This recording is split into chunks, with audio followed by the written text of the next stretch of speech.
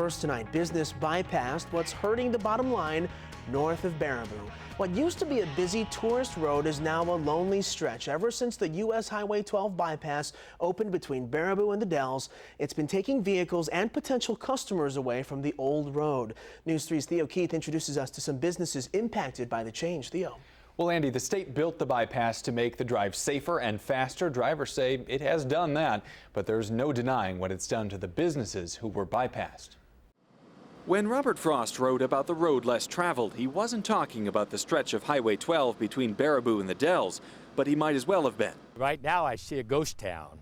What I used to see was a thriving metropolis. Walt Smith owns the Baraboo Candy Company. Most of his customers are tourists tantalized by a chocolate treat.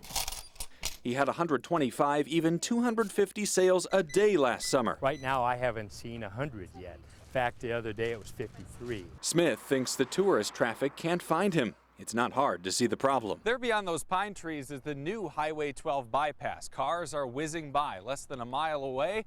The old Highway 12, traffic is light, and that's carrying over into business. It's not just at the candy company. Take the Cenex gas station less than a quarter mile from the bypass. We started rolling when we saw a car. It took 4.5 minutes for a second one. At the 10-minute mark, a third car arrived, and a fourth rolled in at 14 minutes.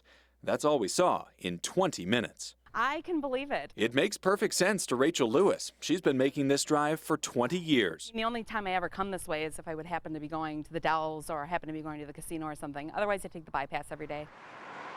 So how can that change? Walt Smith says state regulators aren't letting him put up a sign on the bypass. It's tough when you have your business hit as hard as our business has been, by somebody who's sitting on a drawing board, who's never had to make a payroll. He says he'll keep trying, but he's an accountant and says he knows when it's time. Ultimately, we do have closure somewhere along the way, but I don't want to close this business.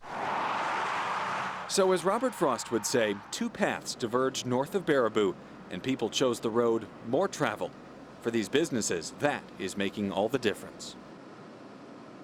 And business owners in the area fear that once the state decides to help, there just won't be anyone left to help. It is the price of progress in the area. 4 people paying for gas in 20 minutes. You saw the tape Yeah. right there. That's a lonely road. Theo Keith reporting. Theo, thank you. You bet.